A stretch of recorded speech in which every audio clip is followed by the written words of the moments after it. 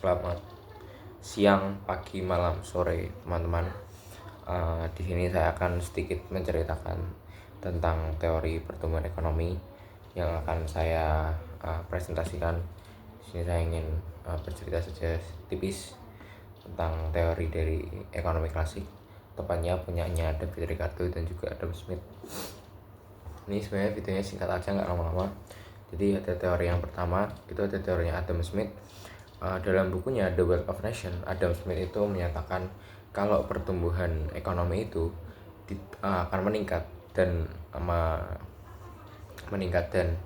membaik apa ya biasanya, meningkat dan ya intinya meningkat kalau ada pertumbuhan jumlah penduduk. Nah itu tuh maksudnya kayak secara tidak langsung kan, kalau jumlah penduduknya naik berarti pertumbuhan ekonominya bakal meningkat juga. Tapi selain pertumbuhan penduduk, ada juga faktor yang lain menurut Adam Smith, yaitu ada persaingan bebas atau laissez-faire. Itu mungkin yang saya tangkap di sini, yang di buku itu mungkin itu sistem invisible hand. Terus ada juga sama satunya GDP ya, Gross Domestic Product, jadi yang ada di negara itu. Terus teorinya David Ricardo. Nah, teorinya David Ricardo ini justru berkebalikan dengan teorinya Adam Smith, karena di sini David Ricardo itu menyatakan kalau misalnya semakin jumlah penduduknya itu naik, justru malah bikin tenaga kerjanya itu lebih banyak. Nah itu tuh menurut David Ricardo malah gak efisien, karena bakal nurunin tingkat upah atau penghasilan yang kita dapat. Nah kalau udah kayak gitu bakal nyebabin stagnan atau stuck ya, jadi ekonomi pertumbuhannya stuck, gak naik. Nah tapi dalam teorinya The Law Diminishing of Return, David Ricardo juga bilang kalau pertumbuhan ekonomi itu juga difaktorin beberapa hal. Yang pertama ada penduduk yang berkembang. Di sini berbeda ya dengan pertumbuhan penduduk. Kalau penduduk yang berkembang di sini maksudnya kayak intelektual dari si penduduk ini udah bagus, udah berkembang. Terus ada juga kemajuan teknologi, terus ada juga sumber daya alam yang terbatas, dan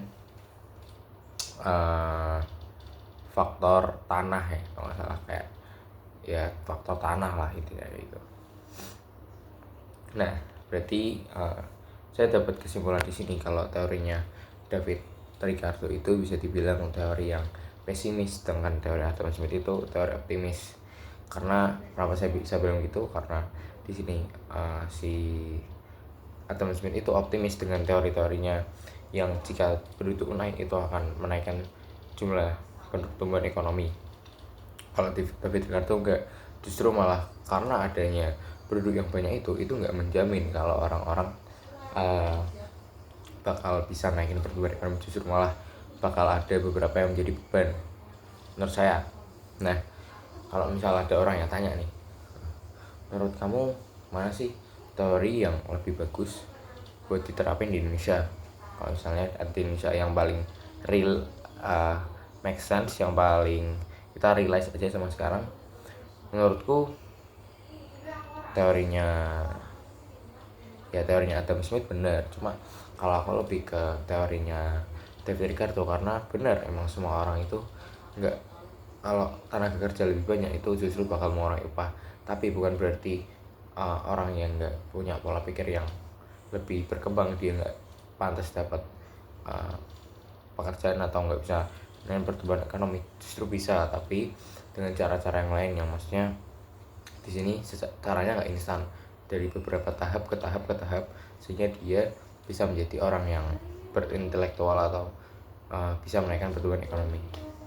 Oke, mungkin itu sekian dari yang dapat saya sampaikan. By the way, ini hanya sekedar opini, jadi kalau kalian ada kritik atau saran kalian bisa komen. Walaupun aku nggak tahu ada yang nonton apa enggak. Terima kasih.